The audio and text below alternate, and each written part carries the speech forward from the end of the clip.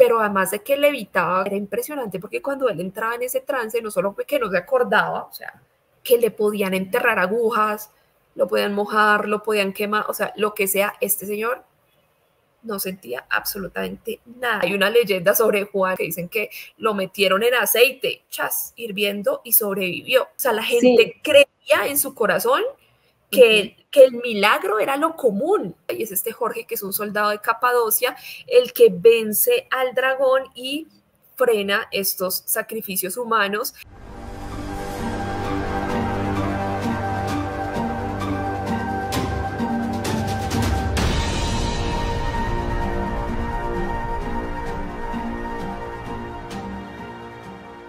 Hola a todos, bienvenidos una vez más aquí a Ventana al Misterio, un espacio en el que abrimos la mente a múltiples posibilidades. Hoy quiero primero darle un gran saludo a todas las personas que siempre están conectadas con estos videos, sobre todo dejando sus comentarios, dando dedito arriba y compartiendo este contenido con otras personas. Un saludo para Fernando, para José, para Rosa, para Liliana, que siempre están ahí súper conectados, súper fieles de verdad a este contenido. A Natalie también, que siempre me deja ahí sus comentarios y sus experiencias también representativas de este tipo de contenido. A ustedes muchas gracias. Recuerden, por favor, suscribirse a este canal para que les llegue la notificación de cuando tenemos un video nuevo. Así es mucho más fácil para ustedes estar conectados con este contenido y para mí, por supuesto, que pueda compartir con ustedes estas historias, estos invitados que vienen por aquí a contarnos sus investigaciones, a que charlemos un poco de algunos temas que generan debate, como el de hoy. Y a mí siempre me encanta debatir con esta invitada de hoy este tipo de contenidos porque ella conoce mucho de todo este tema de la religión, pero además tiene una postura bastante interesante sobre algunos sucesos también y eso me hace, por supuesto, confiar en el contenido y en las experiencias que ella tiene y en su conocimiento y me encanta traerla aquí porque siempre debatimos. Hoy vamos a hablar de algunos personajes considerados santos, pero además con unas particularidades bien interesantes. Y aquí se mezclan una cantidad de fenómenos extraños, para algunos paranormales, para otros sobrenaturales, para otros quizás son fenómenos que se pueden vincular con otro tipo de cosas, por ejemplo, con el fenómeno ovni. Vamos a hablar de bilocación, vamos a hablar de personas que supuestamente podían volar, otras que podían teletransportarse, son unos sucesos realmente impresionantes que están plasmados en las leyendas de la Iglesia Católica, en los libros sagrados de la Iglesia Católica, en los registros que hay también en el Vaticano sobre estos famosos santos imposibles, para muchos santos paranormales o sobrenaturales. Y miren, para hablar de esto, ya se las presentaba, está por aquí Yarley García, periodista que es experta en todos estos temas religiosos. Yarley, un placer volverte a tener aquí en Ventana al Misterio. Muchísimas gracias, Johanna. Un saludo para ti, para toda la gente que se conecta a este canal, que me encanta, que lo sigo un montón. Me encanta todo este mundo de todas estas preguntas que son tan curiosas y pues como bien anotaste, me encanta también el mundo de las religiones, la teología, todo lo que se desprende de ahí. Y este tema que vamos a tratar hoy me parece súper particular. Realmente, cuando me lo propusiste, me quedé pensando que es muy, muy particular. Vamos a tener mucha tela para cortar aquí. Yo sé que sí, por eso la elegida eras tú, Yarley. Vamos a empezar contándole a las personas cómo alguien se convierte en santo, porque para ser un santo hay que seguir digamos que una estructura establecida por la Iglesia Católica, por el Vaticano, cumplir unos parámetros y de esa manera, después de un proceso larguísimo, pues deciden nombrar a una persona santa. Entonces, ¿cómo es ese proceso? Esto para que entremos un poco en el contexto de todas estas personas de las que vamos a hablar. Para la Iglesia Católica es muy importante y, digamos, ese tema de ser santo, hay un santoral, digamos, hay un grupo de gente que es apartada específicamente por ciertas cosas para ser santos. Por ejemplo, pues lo primero, sin duda, que sean creyentes de la doctrina cristiana, practicantes de la caridad, de las buenas costumbres de la fe, pero además que se les prueben una serie de milagros, ¿sí? Entonces, ¿qué son estos? ¿Qué es un milagro? Un milagro es algo que no se puede explicar científicamente, racionalmente, y que se le puede atribuir a la obra divina. Por supuesto, cada vez esto es más difícil. Inicialmente, los primeros santos que toma la Iglesia Católica pues son los mártires del cristianismo, que yo te anotaría que, como siempre lo he dicho, pues esta primera iglesia no es la católica. Esta primera iglesia es una iglesia primitiva, es una iglesia que no estaba cooptada, digamos, por Roma. Y en esta primera iglesia hubo muchos mártires, de hecho, algunos santos de los que vamos a hablar acá, cabrían en esa iglesia, en esa primera iglesia. Pero además que pasara algo sobrenatural. Entonces uno va a encontrar unos relatos en la Edad Antigua de cosas impresionantes. En la Biblia, de hecho, uno va a encontrar esas cosas impresionantes. Uno encuentra teletransportaciones en la Biblia, encuentra que la gente hablaba lenguas, encuentra que la gente se sanaba, los cojos caminaban, los ciegos veían.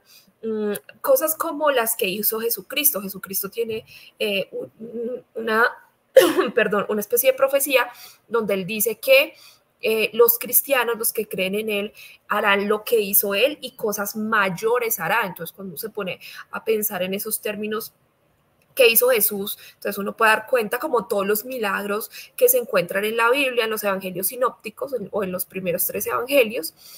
Y entonces, como por ejemplo, hay muchísimos relatos, tú vas a encontrar relatos fantásticos, increíbles, de estos primeros cristianos que realizaban un cúmulo de milagros y cómo eso, al pasar el tiempo, se va volviendo más difícil, ¿no? Porque entramos en una época de oscurantismo, donde nada era permitido y donde la religión como que se centra más en los curas y menos, digamos, en la diversificación de una espiritualidad que como estos frutos de la iglesia de los primeros cristianos y después en la época del Renacimiento, en la época de la Ilustración, donde el pensamiento ya vale mucho más y es mucho más difícil probar que algo sea un milagro o no, Joa. Entonces ahora en la actualidad uno dice, ¿qué será un milagro? ¿No? Además de ser un santo, de ser una buena persona, de ser un practicante de la fe, no basta con eso para ser un santo, eso más o menos sería un beato, si acaso. Pero, y también es difícil, o sea, es difícil entrar a este club de los santos, pero mucho más ahora probar un milagro, ¿no? Es difícil llegar a entender, bueno, ahora en nuestros tiempos, ¿qué será un milagro? Sí, es bien complejo, pero mira que ahí entra también un poco toda esta dualidad que tiene la iglesia, y es que antes, como muy bien lo decía Yarley, había una cantidad de santos, una cantidad de personajes que estaban casi que al mismo nivel de Dios, al mismo nivel de Jesucristo, haciendo milagros, y que digamos que se consolidaban dentro de este panorama de la Iglesia Católica. Hace mucho tiempo no tenemos un santo y de hecho del último que se ha hablado es del famoso Carlos Acuti, que a propósito hay un video, se los voy a dejar aquí recomendado, en el que hablamos de él, que es el famoso santo de Internet. Entonces, cuando le han preguntado al Vaticano, incluso al Papa Francisco, sobre por qué tanto tiempo después están promoviendo esta santificación de este joven, pues también se deja ver un poco que es una necesidad de la Iglesia Católica, porque el mismo Papa en algunas declaraciones dijo como, es que necesitamos un santo que esté acorde a la actualidad, claro, y era un tipo súper joven que además utilizó el Internet para, de alguna manera, contar sus historias y proclamar la palabra de Dios, y supuestamente tiene una cantidad de seguidores que además unos de ellos aseguraron que gracias a su intervención pues se pudieron curar. Pero todo esto para decirles que definitivamente estos santos se convirtieron en un símbolo muy importante de ese poder de Dios, y por eso vamos a empezar a hablar precisamente de esos atributos, de esos poderes que supuestamente tenían estos hombres, que muchos, incluso, déjenme decirle, Yarley, que yo también me reí un poco recordando estas historias, porque realmente hay muchas que son bastante impresionantes, pero hay otras que uno dice, ¿por qué no? Puede ser, parece que sí. Y vamos a arrancar entonces a contarles esta historia. Vamos a ir mostrando también algunas imágenes de estos supuestos santos. Y este es el primero, Yarley, San Policarpo, el santo que brillaba, que además de santo también hace parte de los famosos mártires, que también en una época se volvieron como súper populares en toda la religión. ¿Cómo es la historia de este hombre y cómo así que brillaba? Al inicio, es que eso era lo que quería anotarte, que esa palabra santo viene a significar como apartado por Dios, apartarse para Dios. Es decir, si uno va a lo más básico de ese concepto, una persona que se aparte para Dios, que decía cumplir los mandatos, que decía caminar en la fe del Eterno, vendría siendo como un santo, un justo, y este santo es bien particular, además es de, digamos, de ese corte de los primeros santos, porque él era de Esmirna, y hay algo bien particular, y es que este es uno de los primeros cristianos. De hecho, parece que San Policarpo es discípulo del apóstol Juan, que era uno de los apóstoles más pequeños de Jesús, de los 12. De hecho, hay un libro que es un libro no, un evangelio, que es el Evangelio de Juan, y ese evangelio tiene una particularidad que no la tienen los otros libros. Un día deberíamos hablar de eso, que es bien curioso, y es que los primeros 3 evangelios tú los lees y son muy parecidos. O sea, en las maneras como se narran los hechos, en las cronologías de alguna manera, y esos evangelios se llaman evangelios sinópticos. Y el cuarto, el de Juan, que no sabemos si lo escribió Juan, él se llama a sí mismo el discípulo amado. O sea, él dice de sí mismo que él era el discípulo amado de Jesús, y no cuenta toda esta historia de Jesús, sino pone unas figuras que son muy interesantes y también dan cuenta un poco de la personalidad de Juan. De hecho, dicen que ese evangelio lo puede haber escrito un discípulo de él que se llamara Juan. Okay. Y él dice, ese evangelio es el evangelio del yo soy. Entonces, él dice, entonces donde Jesús dice, yo soy la fuente, yo soy la oveja, yo soy la puerta, yo soy la vid, yo soy. Entonces, es un evangelio muy diferente y una manera muy diferente como de acercarse a esa personalidad de Jesús. Juan, de hecho, es el único discípulo. Sobre Juan hubo una profecía que dicen que, y hablando de santos milagrosos, hay una leyenda sobre Juan antes de entrar acá con el discípulo San Policarpo, que dicen que lo metieron en aceite, hirviendo, y sobrevivió. Que eso también aplicaría para milagro, no sé qué piensas tú. Y total, sí, total. y él Es se un va. santo imposible, o sea, ante la naturaleza no tendría por qué haber sobrevivido. Y él se va huyendo para la isla de Patmos, y en la isla de Patmos escribe el Apocalipsis. Y tiene también, como todos, una serie de discípulos, y este San Policarpo es de Esmirna, porque en ese momento la iglesia como toda crisis que nos ayuda a expandirnos, la iglesia con la persecución fue que se esparció a todo su mundo conocido. Entonces, ¿qué pasa? Este señor es un creyente y hay unas diferencias muy grandes entre el judaísmo y los gentiles, o digamos el judaísmo y el cristianismo, frente a unas fechas. O sea, cuando uno piensa en los primeros cristianos, de hecho, antes, ellos iban a las sinagogas. Lo que pasa es que ellos no iban a estar dispuestos a circuncidarse. O sea, hay muchos datos que son relevantes y que la gente de pronto no le gustan, no son tan chéveres de entender, pero cuando uno entiende por qué el cristianismo es el cristianismo y por qué Pablo se escribe, iba a decir se inventa, pero no se escribe, toda la teología, todo tiene una razón de ser y es milimétrica y es muy política. Entonces, este señor tiene que llegar a unos acuerdos sobre una Pascua, sobre unas fechas, porque es que nosotros no tenemos el mismo calendario que los judíos, no tenemos las mismas fechas que los judíos. De hecho, los judíos celebran, por ejemplo, el sábado, para los cristianos el día de reposo, y para los cristianos y para Occidente, es decir, no tendrás que ser religioso, pero tu día de reposo es el domingo y no el sábado. Y entonces hay como algunas cosas que nos separan del judaísmo, pero venimos mucho de ahí.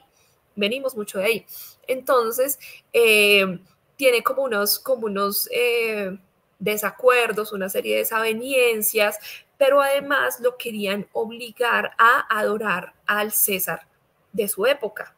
Entonces, este señor, digamos, hay algo que los cristianos y los judíos, digamos, la gente que tiene las religiones del libro comparten, y es pues no adorar a otro Dios que no sea su Dios, ¿no? Y mucho menos pues adorar a un humano. Y a este señor le estaban diciendo, pásele incienso al César. Este incienso pues es, digamos, un símbolo religioso de adoración. Cuando tú le pones incienso a algo, tienes un incensario, pues estás como en un altar, estás haciendo algo muy, muy solemne. Y él dice no, y entonces pues le pasa lo que le pasa a todos los cristianos, que es mártir, y que es un principio, digamos, en el principio de esos primeros cristianos, para ser santo.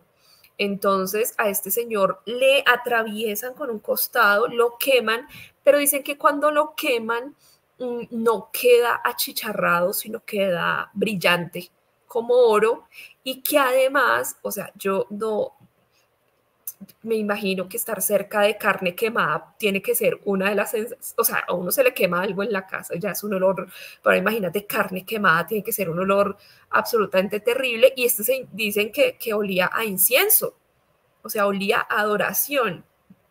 Y él hace una oración muy particular, y es la oración de todos los mártires, y es como tener esta dignidad de morir como su maestro. Pero tú puedes pensar eso, ¿no? Pero a la hora de nuestra muerte, amén, eso puede ser un poquito fuerte y complejo. Y él al final decide, digamos, voluntariamente hacer esto, y pasa este milagro que lo inmortaliza.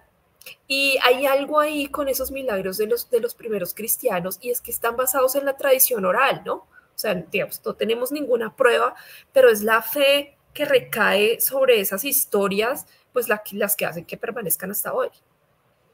Exactamente, sí, porque en la historia de este San Policarpo realmente sale de eso, de esa tradición oral, de la gente que supuestamente acudió hasta ese coliseo, porque lo llevan a un coliseo para terminar con su vida, y que toda la gente se diera cuenta de que, ojo, si usted va a adorar a Jesús, pues le puede pasar esto, y por eso él termina siendo un mártir, porque lo terminan con su vida, efectivamente, por predicar la palabra, por expandir la palabra, que en ese momento estaba prohibida, y por rebelarse, como nos decía Yarley. Entonces, claro, ¿por qué es un santo imposible? Porque este señor, supuestamente, en medio de esta situación tan cruel que pasó, pues no solamente su cuerpo no olía mal, sino que tenía un olor bien particular,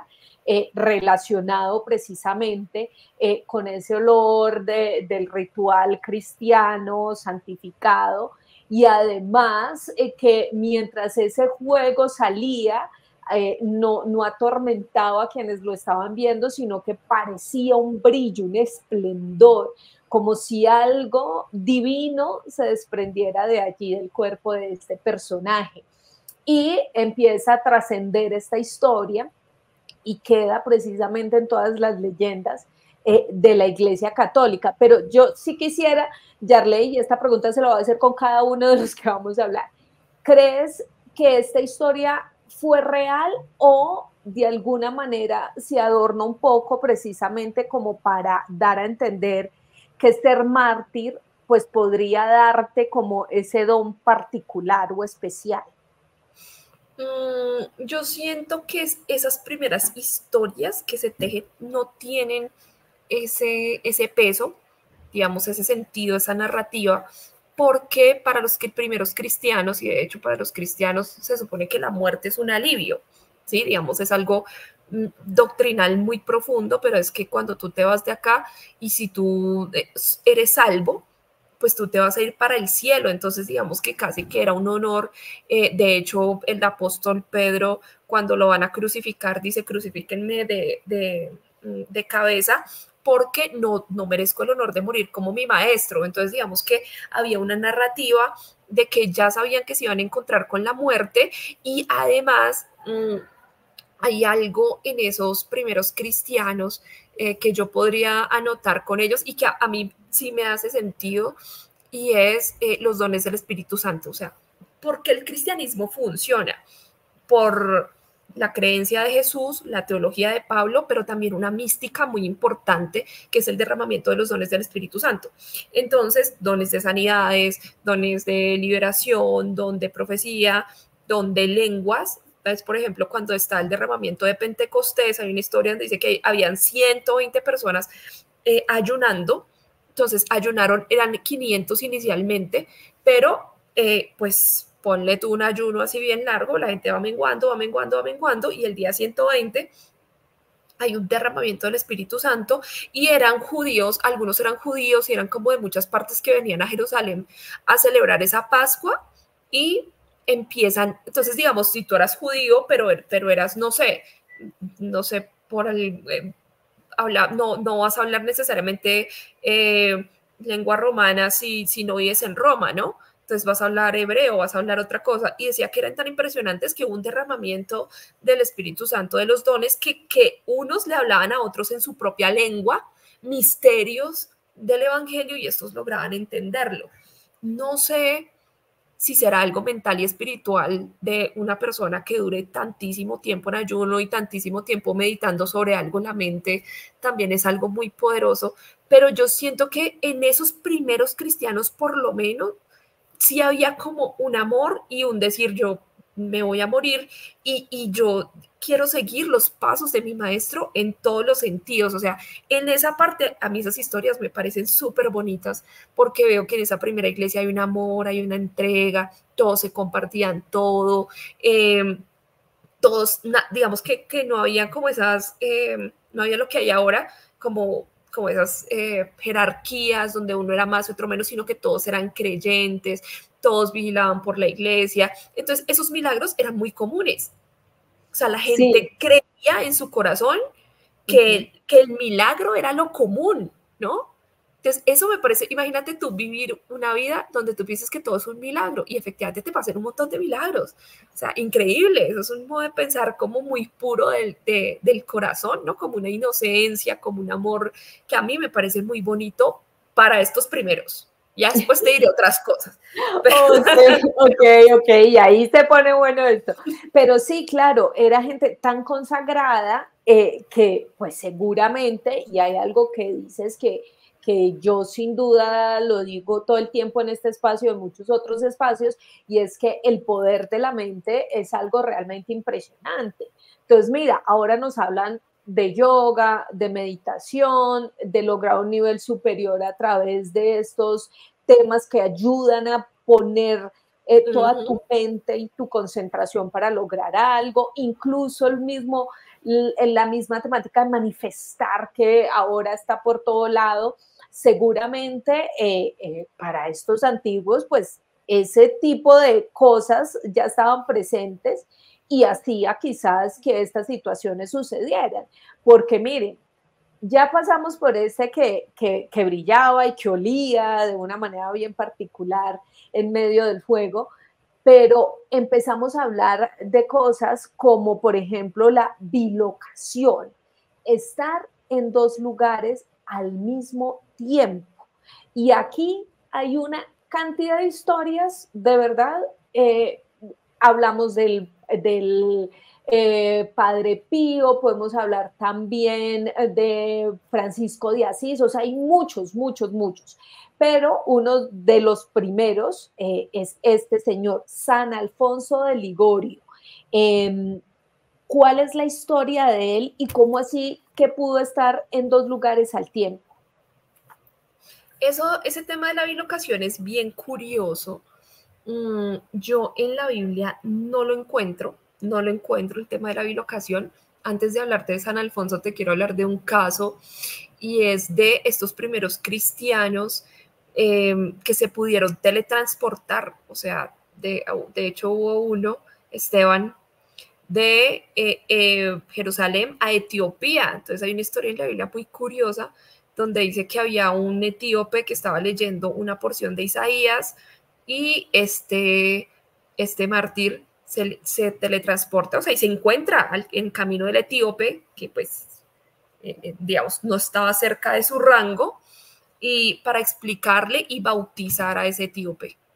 Entonces, imagínate, o sea, que no había bilocación, pero sí teletransportación, que ni lo siquiera lo hemos logrado en nuestra época. Esa me parece una historia muy curiosa. Y ya en caso de San Alfonso, él nace él, en más o menos, déjame pensar, 1769, ya en una iglesia católica. O sea, él se encuentra ubicado ya en una iglesia católica que está cimentada, en una iglesia que ya está en Roma, ya hay papas, ya hay como toda una historia de la que hemos hablado innumerables veces. Y resulta que el Papa Clemente VIII estaba agonizando por esas épocas.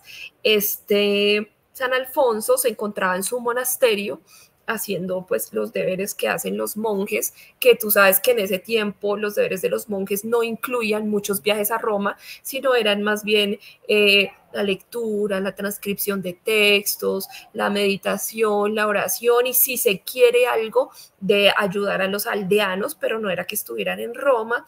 Este señor entra como en un trance espiritual, entra en un estado, digamos que podríamos decir, catatónico durante un tiempo, y dice, cuando despierta, que él estuvo atendiendo al Papa Clemente VIII, que estaba agonizando, y cuando efectivamente en Roma se ponen a indagar, y hubo pues un tipo muy parecido a este San Alfonso que estuvo atendiendo al Papa, y que en Roma nadie sabía quién era este monje, hasta que se logra como cruzar toda esta historia, y parece que este señor estuvo bilocándose entonces en cuerpo presente en su monasterio, y también atendiendo a este Papa en sus últimos meses de vida, porque el Papa viene a morir como febrero del siguiente año. Sí, Yarley, es que la historia de este San Alfonso es bien interesante, sobre todo porque mezclaba además al papa de la época, diciendo como, no, resulta que este señor vino y estuvo aquí, y entonces coincide con que muchas personas lo vieron en el Vaticano, de alguna manera ayudando al papa de ese momento, a Clemente, precisamente en su lecho de muerte. Entonces es bien particular esto, y empezamos con todo el tema de la bilocación, pero hay otros santos que a mí, como este que le voy a mostrar, y quiero su opinión al respecto, me causan mucha gracia. No, voy a dejarlo así, mucha gracia. Ustedes ven aquí en su pantalla, sería mano izquierda, a San Dionisio. Y si ven, es una imagen donde la cabeza está en las manos de este santo. Pues resulta que aparentemente San Dionisio fue además también un mártir al cual, por predicar la palabra de Dios, lo decapitaron. Y atención a esto, este señor, como era un santo, pudo andar con su cabeza bajo el brazo, y así estuvo durante varios kilómetros recorriendo el espacio del lugar en el cual lo habían decapitado, y surge la famosa leyenda de San Dionisio. Y a mí esto me parece muy curioso, como también me parece bastante curiosa la historia de San Jorge, que dicen que combatió contra un dragón, y de hecho allí surge una leyenda bien interesante, y es también esos animales que de alguna manera representaban el mal, el demonio, porque los dragones así son vistos también en algunos textos sagrados como esos animales que llevan ese espíritu del maligno, tanto que la figura de San Jorge ha sido también utilizada incluso por algunas casas reales de Inglaterra para representar como el vencimiento del bien sobre el mal. Entonces son historias que estas me parecen demasiado leyenda, demasiado mitológicas para mi gusto, pero que sin duda lo que quería mostrar allí la iglesia era precisamente eso, el poder de estas personas que sin duda alguna estaban consagradas a Dios y que podían tener esas capacidades. Entonces, Yarley, ¿qué opina de estos dos casos? Bueno, el de San Dionisio me parece, pues sí, sobre todo digamos, una gran leyenda, no creo que nadie pueda caminar kilómetros con su cabeza, además por ninguna razón, ¿no? Sería un Claro. santo muy cosa, imagínate tú ahí con alguien andando.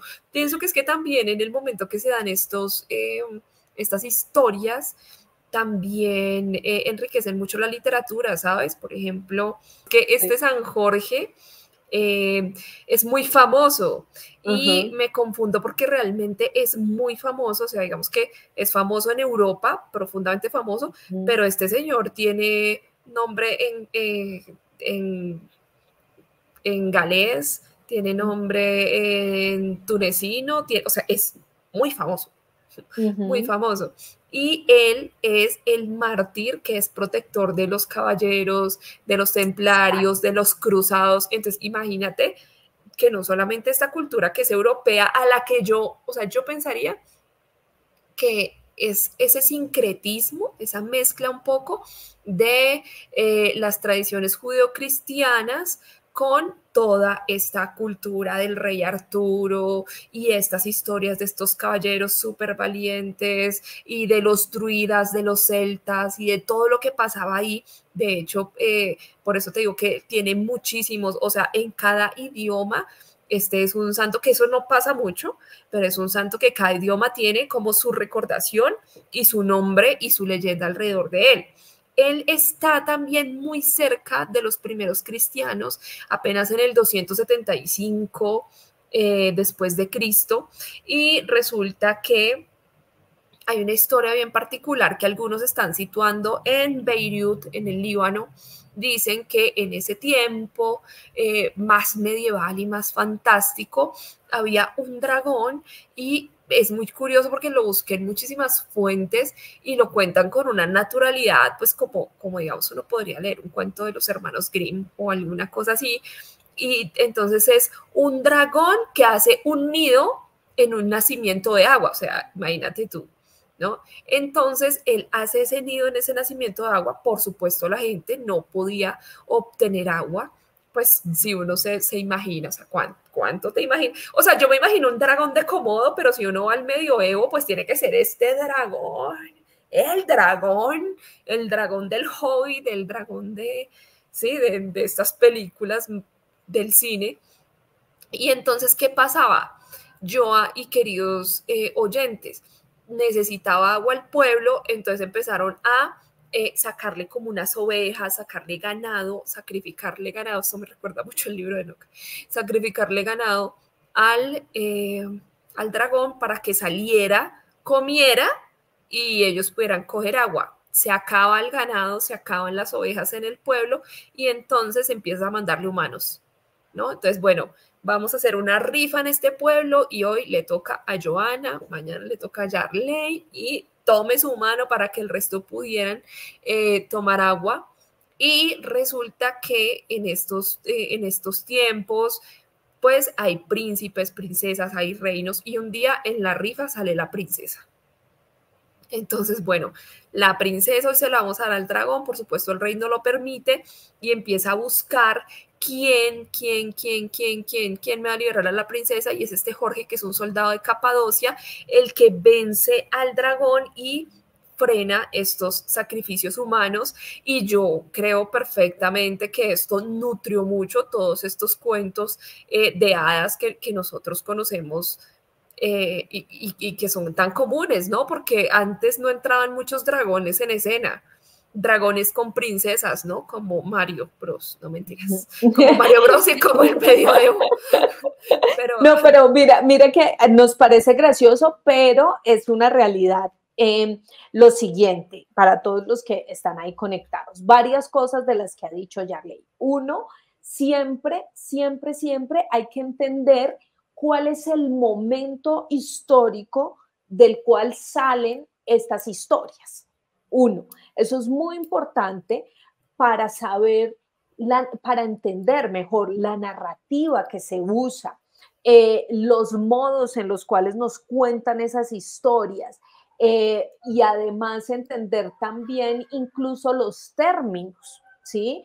Por eso también hablamos, por ejemplo, del tema del texto del Apocalipsis, y es en ese momento y en ese contexto histórico y de qué manera nos escriben y nos cuentan eso, ¿cierto? Entonces, hay que entender un poco esto, por un lado, la mezcla cultural que había, ya nos lo explicaba también Yarley, y era un tema cristiano, pero también un tema cristiano que se estaba mezclando ya con todo el tema de los reyes, de los caballeros, de las armaduras, de unas guerras, y también eso nos brinda precisamente que hayan historias como las de San Jorge, que muy bien la contó Yarley, que lucha contra un dragón que está precisamente invadiendo un territorio, evitando que la gente consuma agua, pero que además, después de hacer muchos sacrificios, pues resulta que cogen a la princesa, entonces ya al rey no le gusta el asunto y busca al famoso valiente que salva, ¿no? Caballero que la salva. Entonces es bien particular todo esto y es también entender el contexto en el cual estamos. Sin duda alguna, Yarley, tú dijiste otra cosa que me parece muy interesante, y es que estas historias también han servido de inspiración para luego recrear no la literatura que tenemos. Exactamente, la literatura, las películas, la manera en la que vemos actualmente la vida, ¿no? Entonces, todas estas leyendas son tan importantes y tan destacadas que nos permiten muchos años después todavía vislumbrar esas historias a pesar de que el contexto social, político, cultural haya cambiado tanto, pero entonces enriquece sin duda alguna lo que somos ahora. Totalmente, de los santos de los que vamos a hablar, este es mi favorito porque yo soy muy amante de la literatura, pero además yo siento que también ahí puede haber una simbología y es que los cristianos y los primeros cristianos y además esta literatura de Medio Oriente, que en medio de este sincretismo, pero realmente para mí la literatura de Medio Oriente es tan rica, o sea, los mitos que salen. Ve tú a leer Las Mil y Una Noches, ve tú a leer, mira, de verdad, el mismo Corán, la Biblia, o sea, tú vas a encontrar unos relatos hermosos. Enoch, bueno, libros de los que ya hemos hablado, tiene una escritura tan maravillosa que uno puede un poco apuntar a cómo perfectamente este caballero, este soldado, esta figura del dragón, porque lo que uno dice es, pero ¿de dónde sale el dragón? O sea, siendo muy racionales, uno lo que dice, yo te entiendo todo, o sea, pero el dragón es lo que no me casa ahí. Y resulta que los primeros cristianos usaban muchos simbolismos, ¿sí? Y esos simbolismos eran también para tratar de esconder misterios, para tratar de contarse cosas dentro de sus comunidades, de explicar cosas que de pronto eran políticamente incorrectas en su tiempo y es muy normal porque si tú estás regido por un César o por un emperador, ningún emperador va a querer que tú vengas y digas que es que tú tienes un salvador que es espiritual y que tú no vas ahora. Además, los emperadores romanos estaban un poquito locos, bueno, los romanos, algunos griegos, o sea, se les corría un poquito el champú y terminaban haciendo cosas gravísimas, o sea, gravísimas, se enloquecían mucho, entonces pues nadie quería estar en contra de eso porque eso le podía costar la vida y de unas maneras horribles, inenarrables. Entonces, este caballero también y bien podría y perfectamente podría ser una tipología del arcángel Miguel, que el arcángel Miguel es el jefe de las huestes espirituales del cielo, ¿no? Entonces, en el cielo también hay ejército, en un guerrero. Sí, es que el cielo, la Biblia explica mucho eso también es un tema súper interesante porque la Biblia dice más o menos que el cielo está lleno de principados, gobernadores, huestes, o sea, como la tierra, países, división, así está el cielo y así están los demonios. Y también los ángeles, o sea, como si fuera arriba es abajo, una cosa así, una cosa hermestrimegistiana. Entonces, la Biblia habla un poco de eso. Claro, claro. Es que la Biblia dice muchas cosas, pero la gente no sabe. Entonces... Claro, porque, pues por supuesto, y por eso yo siempre invito a Yarley aquí, porque yo sé que ella se ha leído, mejor dicho, un montón de libros sagrados, y eso permite que tengamos este tipo de conversaciones, Yarley. Porque bueno, entonces, mira lo que tú dices. Claro, entonces podría ser perfectamente el arcángel Miguel, esta princesa podría ser la iglesia y este dragón podría ser como en el Apocalipsis, pues el dragón. ¿Qué es el dragón en el Apocalipsis? En el Apocalipsis, bueno, no hay un dragón, pero dice Babilonia, la serpiente antigua que fornicaba con todos los reyes de la tierra. Hay quienes dicen que esa Babilonia, pues es el Imperio Romano. Hay quienes dicen que esa Babilonia es el catolicismo. Hay quienes dicen, o sea, esa Babilonia que representa la amenaza, lo que se vuelve, lo que aleja de la fe, lo que parece fe, pero no es fe, ¿sí? Entonces, depende de donde tú estés parado, tú vas a decir, es Roma, o es el imperio, o es la iglesia como tal, o es sí. Entonces, ¿qué salva a la iglesia? ¿Qué es lo que va a salvar a la iglesia? Y pues quién es ese príncipe y quién hace las veces de ese príncipe, ¿sí? Podría ser el arcángel Miguel, podría ser hasta una teofanía de Cristo, ¿ves? En la manera en la que se cuentan esas cosas para decir, hey, sí tenemos un salvador, ¿no? Porque ese concepto de salvador es el Mesías, alguien elegido que viene. Entonces, podrían ser esas dos cosas, un alimento muy grande a la literatura y un sincretismo o una historia que querían contarnos para ejemplificarnos cómo Dios nos salva de las cosas. Sí, señora, porque no hay que tomarse todo tan literal, no, hay que entender el contexto y por eso hay muchas interpretaciones frente a estas historias que sin duda son maravillosas, porque además lo ponen a uno a analizar más allá qué hay, ¿no? Entonces, es la lucha del bien contra el mal, es algo que se aproxima, es la iglesia, alguien defendiendo a la iglesia, etcétera, etcétera. O sea, una cantidad de interpretaciones que se pueden dar debido también a ese contexto. Con la Biblia es muy importante eso. O sea, es muy importante. Nadie se va a volver loco por leer la Biblia, eso quiero decirlo. Hago un paréntesis. Léete la Biblia, o sea, si te la quieres leer, pero entiende que esto tiene unos contextos culturales, unas imagínate que hay una parte de la Biblia que dice que si tu ojo te hace estorbo, sácatelo. y échalo fuera porque es mejor es entrar tuerto al reino de los cielos que con 2 ojos no entrar. No te vas a sacar los ojos, o sea, te está diciendo deja de ser lujurioso, ¿ya? Pero, ay, yo, tú te ríes, pero casos se han visto Sí, en este total, mundo. total. O sea, Mira, la cosa más básica de esto que tú acabas de decir es, por ejemplo, cuando le dicen a la gente en Semana Santa que no coma carne. Entonces la gente se toma literal el no consumir la carne y particularmente le están diciendo a la gente es como, oiga, evite los pecados de la carne, evite hablar del otro, compórtese bien, tenga un comportamiento ejemplar, etcétera, sí, sí, etcétera. sí. Hay gente que se lo toma literal. Sí, la gente se va a ¿Sí? comer pescado mientras habla del Exact, vecino, o sea, en ese sentido. exactamente. Sí, pero sí. Sí, tal cual. Y es lo más básico, es lo más básico. Y entonces es una cantidad de interpretaciones al respecto. Pero bueno, Yarley, ya vamos a dejar de lado esas historias que fueron demasiado fantásticas, que parecen sin duda un cuento de los hermanos Green. Vamos a pasar a algo que de pronto está como un poco más actual.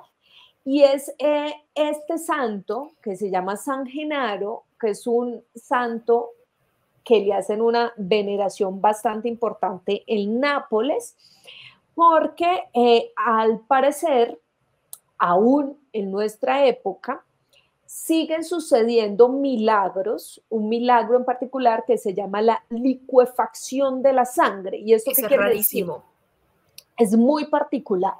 ¿Esto qué quiere decir? Básicamente es la sangre de este personaje, la tienen en esta reliquia que ustedes ven ahí a mano derecha. Ahí conservaron esa sangre y esa sangre está seca durante todo el año. O sea, es un líquido que lo dejan ahí conservado y se seca como cualquier otro líquido puede hacerlo, pero hay unas fechas especiales en las cuales se conmemora la historia y la vida de este santo, de San Genaro, y supuestamente cuando están en medio de esta celebración sucede el milagro que es la licuefacción, es decir, este líquido que estaba seco durante todo el año, pues vuelve a su estado natural. O sea, esa sangre, esa reliquia la mueve y se convierte nuevamente en un líquido, en líquido. Entonces ahí uno dice como, ¿cómo así? Pero a mí me parece muy particular, muy extraño, pero sobre todo me parece aún más impresionante que hasta nuestra época se esté presentando esto. ¿Quién era San Genaro? Y cuéntanos, Yarley, a más profundidad esta historia de la famosa licuefacción de la sangre. San Genaro se vuelve el patrón de Nápoles. Es igual como casi, oye, como todos los santos que hemos hablado, es un mártir. Él muere decapitado en el 305, un 19 de septiembre, y anoto esa fecha que casi no suelo anotarlas porque, como tú dices, hay 3 momentos importantes ahí donde pasa este fenómeno. Es muy curioso esto porque no han logrado desmentir este fenómeno. También es cierto que ningún científico parece que ha estudiado, digamos, ha tomado una muestra de esta sangre para ver si es sangre y qué es lo que está pasando, porque de hecho hay muchos escépticos que sostienen, y oyentes, que esa sangre que está ahí perfectamente puede ser mezclada con semen de ballena o con, digamos, cosas que tengan elementos un poquito más grasos que le permita como en sus momentos el estado de licuefacción, pero la gente dice, bueno, digamos que sí, pero y entonces las fechas, los momentos tan puntuales y que entonces la gente dice, no, pero es que si tú lo bates mucho y lo bates mucho, entonces entra en estado de licuefacción y de hecho Ratzinger lo intentó, fue allá a Nápoles, cogió, porque eso es así como tú mostraste, entonces están en 2 ampollas, en 2, como dijéramos, como en 2 Dos frascos que frascos. son reliquias, sí. son 2 frascos, Ujú, y esta es la reliquia, hablando de reliquias de la Iglesia ujú. Católica, es la reliquia más preciada de la Iglesia Católica, se encuentra en Nápoles, y el primer momento entonces es en el momento de cuando lo decapitan. En el segundo momento también es cuando detuvo el volcán del Vesubio, pues parece que este volcán iba a hacer erupción, los católicos empezaron a orar hacia esto y le atribuyen que ese volcán no haya hecho erupción, pues a San Genaro. Y la otra es cuando esta sangre y estos restos no siempre estuvieron en Nápoles, sino que estuvieron en Roma, y es como este regreso, cuando regresa este santo a Nápoles. Y son en estos 3 momentos del año, y es algo que no tiene absolutamente ninguna explicación. Me parece, pues bueno, me parece que carece de comprobación científica, eso lo sabemos, pero me parece de esas cosas tipo San Gregorio, tipo cosas que uno dice, ok, o sea, no puedo decirte que no hay algo ahí, ¿no? Es de esas cosas que uno se queda pensando que en el universo hay más.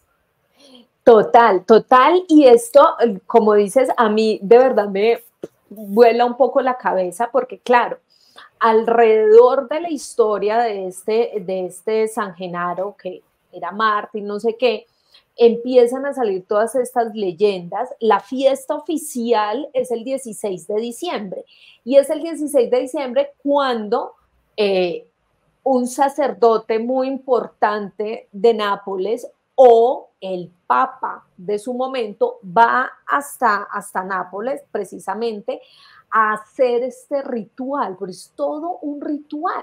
Es una fiesta de la Iglesia Católica en la cual se reúnen todos los creyentes a ver precisamente este famoso milagro, este suceso que claramente es un tema sobrenatural, pero además se le han atribuido algunos hechos bien particulares a esta licuefacción, porque dijeron que, por ejemplo, en el 2016 el Papa fue a hacer este ritual y esa vez no sucedió el milagro, es decir, la sangre se quedó Quieta. seca, Ujú. quieta como estaba durante todo el año, pero lo más curioso de todo esto es que después ya la gente, de alguna manera, los creyentes le cogieron como agüero a esta situación porque dicen, oiga, resulta que cuando la sangre no se vuelve líquida, es pronóstico de algo muy, muy malo. Entonces, así como cuando le solicitaron que se detuviera la El erupción de este volcán. volcán, resulta que dice que también este hecho se ha vinculado a muchos casos o catástrofes terribles cuando no ha sucedido este ritual. Y entonces, miren, por ejemplo, aquí tengo apuntado que en 1980 se dio este fenómeno, no se volvió líquida la sangre y días después, meses después, ocurrió el terremoto en un lugar que se llama Ilpinia, en Italia. Entonces, todos los creyentes lo asociaron con esta situación. Por otro lado, Yarley, tú decías, lo de los estudios carece, claro, por supuesto que carece de una investigación rigurosa científicamente. Sin embargo, cuando salió toda esta polémica de que este contenido estaba mezclado con el semen de ballena, una universidad, que es la Universidad de Turín, supuestamente investigó un poco de esa sangre y dijo como, oiga, pues definitivamente esta sangre es real, o sea, ahí no hay nada más mezclado, ahí eso tiene sangre y punto, y pare de contar. Entonces, pues gracias a todo esto, pues sin duda esta reliquia de un santo, pues se ha convertido en una de las más importantes de la Iglesia Católica y sigue hasta nuestra época, y eso es lo más interesante de todo.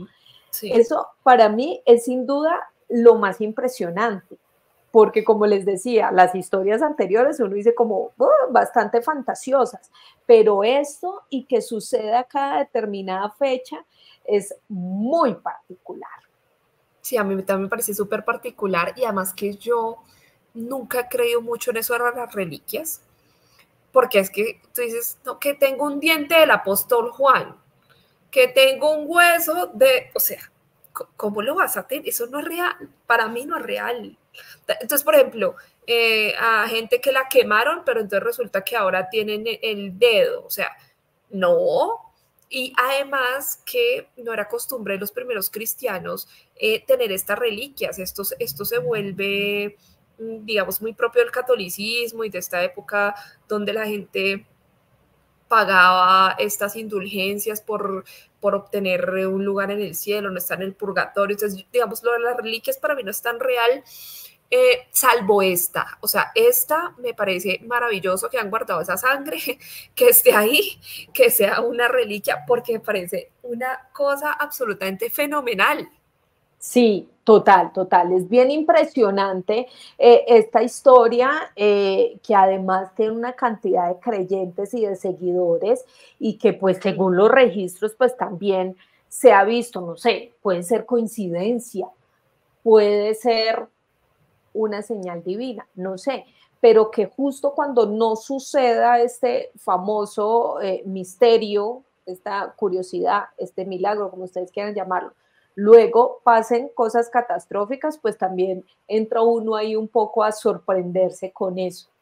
Yarley, vamos a pasar, mire, ya hemos hablado bastante y Un teníamos muchos montón, temas, sí, sí, un sí, y montón. teníamos muchos temas, pero yo quiero que nos saltemos a este que, que yo sé que a usted le causa risa, porque cuando le dije el santo volador, seguramente, como yo, pensó en una canción famosa que tenemos aquí en Colombia. Ay, Johanna, sí. Claro, obvio sí. Sí, lo hice, lo pensé. No lo pensaba decir, pero ya que te lo dices, sí, no te lo niego. Es bien curioso esto.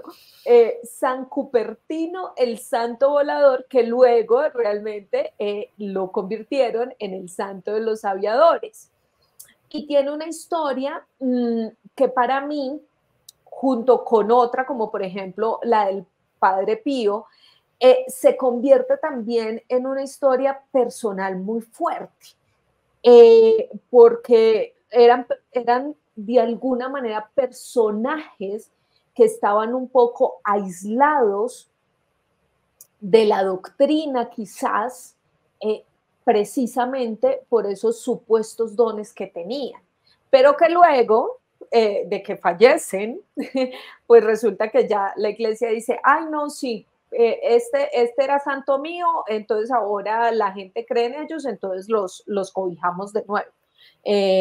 Y en el capítulo del que hablamos aquí la vez pasada del Padre Pío, contamos un poquito de eso también, de cómo de alguna manera fue criticado, aislado, incluso perseguido por la propia iglesia a la cual él pertenecía. Y yo creo que la historia de San Cupertino se vincula también un poco a eso. ¿Qué nos cuentas, Yarley, de este personaje? Esta y la de Francisco de Asís me parecen muy, muy curiosas. Por de dónde vienen, digamos, gente muy humilde, gente que no tenía, no crean que era tan fácil, no, que es que yo me voy a convertir en cura, me voy a convertir en monje, me voy a convertir, voy a ir a una abadía. Esto no era tan fácil, o sea, sí había que tener algunos contactos, sí había que tener algunas cosas. Este señor, por temas económicos y de la vida, acaba en los monjes capuchinos, pero siempre quiso ser franciscano y le pasaba algo que yo al final, eh, digamos, entiendo a la gente de la época y es, entras en trance, o sea, él se iba del mundo y era impresionante, no solamente que documentan que puede levitar, de hecho, eso los hindúes, los budistas, uno puede encontrar eso más común en esas culturas, pero no en la nuestra, no en Occidente. Entonces, pero además de que levitaba, que es por eso que le dicen el santo volador, el patrono de los aviadores y de toda la gente que vuela, y de usted si le da miedo subirse a un avión, este es su santo. Con este se puede encomendar. Encomiéndese, sí. Encomiéndese a San Cupertino. Sino que yo era impresionante porque cuando él entraba en ese trance, no solo fue que no se acordaba, o sea, no solamente de hecho se llegaba a disculpar porque no sabía bien qué le estaba pasando, sino que le podían enterrar agujas, lo podían mojar, lo podían quemar, o sea, lo que sea. Este señor no sentía absolutamente nada. Imagínate ese nivel de, o sea, no, digamos, de desconexión con el cuerpo y de conexión con otra cosa, ¿no? De poder irse hasta el punto de poder levitar. Me parece una cosa absolutamente impresionante. Siento que es algo muy mental.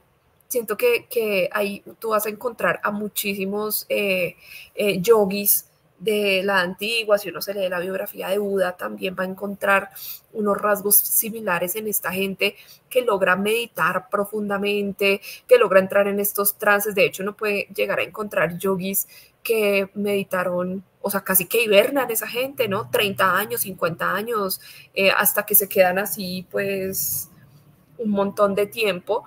Entonces, eso me parece impresionante de él, de verdad.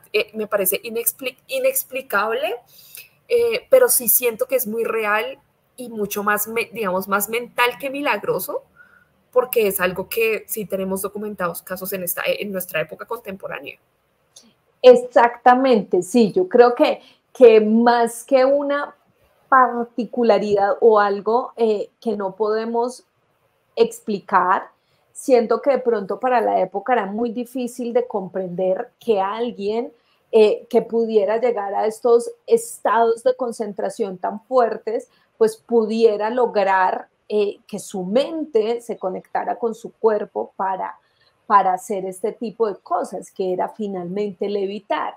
Pero claro, de ahí salen una cantidad de leyendas y lo que decía referente a que me parece que fue un poco aislado de su propia iglesia era precisamente por eso, porque decían los compañeros de su convento que lo que hacía era perturbarlos porque ellos lo veían y como decía Yarley, le hacían cosas, le ponían agujas, le echaban agua y el tipo como si nada, como si estuviera ahí estático, como si fuera una figura Sí, ahí de mármol. literal. No hacía nada, no hacía nada. Entonces, claro, empiezan a rondar esos rumores y así como este señor, quién sabe qué, debe estar poseído, eso no es de Dios, eso debe ser cosas extrañas las que este señor hace para estar en esos estados. Y lo que hacen en el convento es alejarlo, incluso lo llevan a una celda para que él esté fuera del contacto de sus otros compañeros. Y lo dejan ahí durante meses.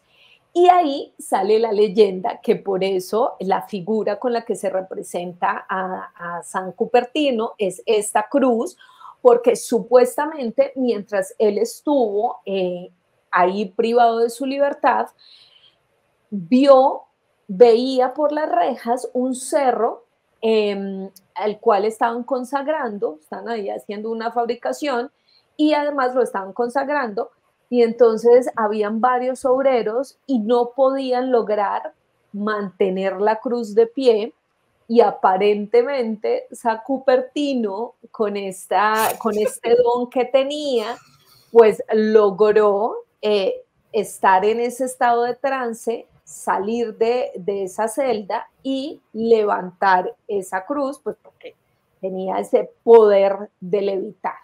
Y finalmente este cerro pues es consagrado ahí también. Digamos que esto hace parte de la leyenda, ¿no? Y recordemos que siempre las leyendas tienen su parte de realidad y su parte de cómo se va también de alguna manera disolviendo esa historia real con las cosas que la gente le va agregando.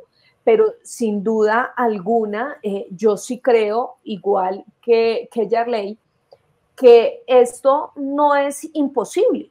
Es decir, que una persona llegue a un estado completo de concentración, de meditación, de entrega, que logre que su cuerpo pues genere alguno de estos efectos, pues no está tan descabellado. Lo vemos actualmente, hay muchas personas que hablan, por ejemplo, del poder de la concentración en la sanación incluso también, y pues pensar que este señor pues levitaba, para mí no es para nada extraño, Sí, pero no, para mí sí, tampoco. sí, no sé, pero sí me parece bastante triste estas historias que hay muchas en la Iglesia Católica, donde alejaban a estas personas que tenían ese tipo de poderes o esas particularidades o esas manifestaciones, precisamente porque no sabían entender por qué sucedían estas cosas. Entonces ahí también podemos hacer una crítica bastante fuerte a todo el régimen que hay detrás de la iglesia y de excluir de alguna manera lo que no entienden, ¿no? Fíjate que hacia ahí quería llevar esa historia que inicié el Pentecostés, el derramamiento del Espíritu Santo y los dones, de cómo para esta primera iglesia esto era tan normal. O sea, como que es como si la iglesia con el trasegar de los años, las guerras, la política, todos estos sincretismos y los manejos de poder, se hubiera alejado de la espiritualidad para sumergirse como en un intelectualismo. De hecho, el apóstol Pablo, él mismo habla de eso. Él dice que la letra sin espiritualidad, sin corazón, es muerta. ¿Sí? Que tienes que tener como los dos componentes, o sea, no puedes ser ignorante de las cosas que crees, pero también tu espíritu sí debe estar elevado hacia eso. Entonces hemos visto una transición de una iglesia que era una iglesia muy espiritual, una iglesia muy fogosa, una iglesia que creía en muchos milagros, a una iglesia que empieza a enfriarse tanto y alejarse tanto. De eso también habla el Apocalipsis cuando le da el mensaje a las iglesias. Entonces, una iglesia que empieza a enfriarse tanto que las cosas que vienen de Dios, digamos, las cosas que generalmente las personas pensaban que venían de esos dones del Espíritu Santo, de la espiritualidad, ahora todo es magia, ¿no? Entonces, como que la ponen en otro lado. Entonces, ese poder de Dios, entonces uno se empieza a preguntar, entonces, por eso es tan difícil ahora entender las cosas como un milagro, ver a ese Dios que es más poderoso, ver a ese Dios de los antiguos tiempos, pues porque la gente no cree en eso y para la gente es, ay no, eso es magia, es brujería, es, ¿sí? Entonces se alejan totalmente de la espiritualidad por poner unas barreras y fíjate que esa es la razón por la cual yo no tengo religión, yo soy profundamente creyente, pero hasta que en un punto de la vida entendí cómo se ve ese griego, ¿no? Esa religión que es como de religar y es un intento del ser humano, no del ser humano, de crear como una escalera hacia Dios, basándola en reglas y basándola como en una serie de 10.000 cosas, donde la gente acaba militando más en una organización que realmente creyendo en Dios. Entonces, tratando de tender ese puente se vuelve tan político, se vuelve tan acartonado, se vuelve tan lleno de reglas que se apaga la espiritualidad. Chas, la espiritualidad se apaga y queda la institución. Y eso es muy delicado porque al final uno acaba viendo oraciones más sinceras y acaba viendo milagros afuera de la iglesia, ¿no? En hospitales, Uh -huh. cárceles, no sé, bares, no sé, donde haya gente muy afligida que por su aflicción se pueda acercar a Dios y, por ejemplo, pedir un milagro. Muchas cosas que decir, pero también aquí se respetan las creencias de todos los que ven este video, comentan este video. Aquí damos nuestras opiniones personales, les contamos estas historias, también damos nuestra opinión si creemos o no en esas. A mí me parece fascinante pensar en que hay personas que pueden lograr hacer cosas extranormales solo con el poder de su mente o porque tienen algún don o porque tienen alguna particularidad. Y sobre todo me parece fascinante poder recordar esto que también de alguna manera nos hace pensar en ese poder que tenemos como seres humanos. Y por otro lado, esa energía, ese poder, esa particularidad de algo superior a lo cual nos podemos aferrar y quizás por eso pues también se puedan presentar este tipo de hechos o particularidades en algunas personas. Yarley, no sé, tu conclusión para finalizar, ¿cuál es después de todas estas historias? Tengo que decir que nos quedaron varias pendientes. Sí. Que podemos relacionar después porque son bien interesantes, sobre todo analizarlas ahora, pues como en nuestra actualidad y cómo se pueden relacionar con otros fenómenos. Hay una buenísima que es la de Sor María de Ágreda, que me parece una vaina fabulosa. Muchas personas la han vinculado, por ejemplo, con el fenómeno ovni. Y esa historia es bien, bien interesante, pero quizás en otra versión, segunda versión de este programa lo podemos hacer. Tu conclusión sobre este tema. Sí, creo que sí, hay que hacer otra versión porque a mí se me quedó Virila de Navarra, que sí es mi santo favorito. Sí, Eso me parece buenísimo. un hit, esa historia. Mi conclusión es que si usted cree algo, por favor, créalo.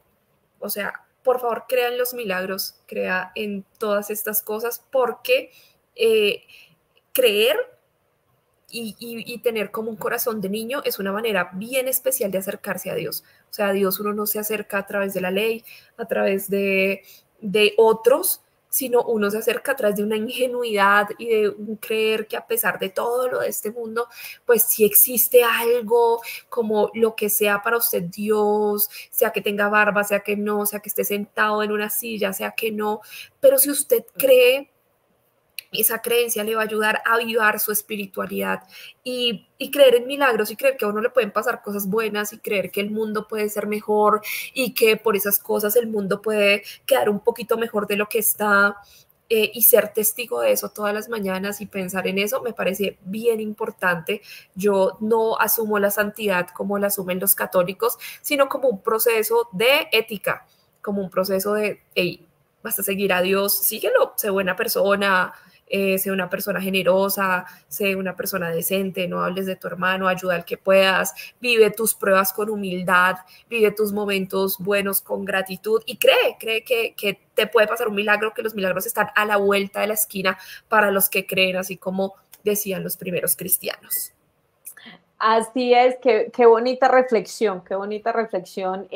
Creo que eso es lo más importante. Ir haciendo el bien sin mirar a quién, dirían por ahí en algún texto bíblico. Yarley, No, creo que eso redes fue sociales. primera de Ana María Polo.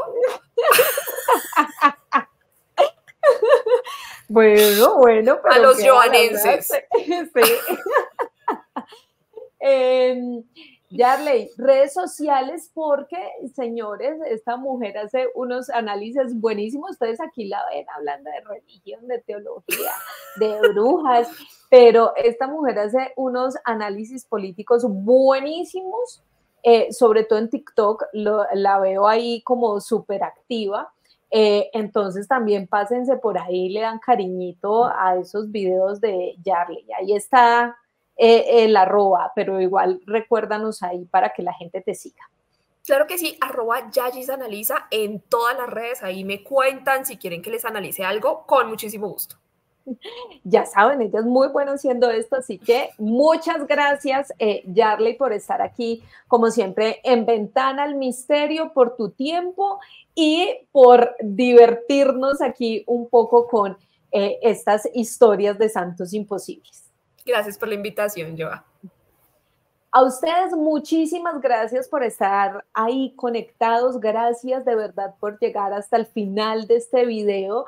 Esto que más que una entrevista realmente se convierte en una charla bastante amena, en la que vamos y volvemos a los temas, en las que analizamos otras cosas, pero sin duda esto hace que se enriquezca más estas historias que vamos comentando aquí en Ventana al Misterio.